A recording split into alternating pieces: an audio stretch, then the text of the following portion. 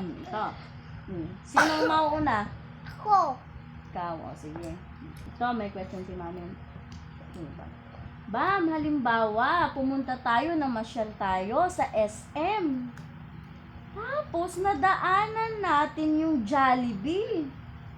Si mami, wala ng pera, pero ikaw, gustong-gusto mo pang kumain doon sa loob ng Jollibee. Sabi ni mami, wala na akong pera, anak, pwede next time na lang. Ano ang iyong gagawin? Di na ako pupunta sa Jollibee. Kakain na lang ako ng mga gulay sa bahay. Yeah! Yung totoo!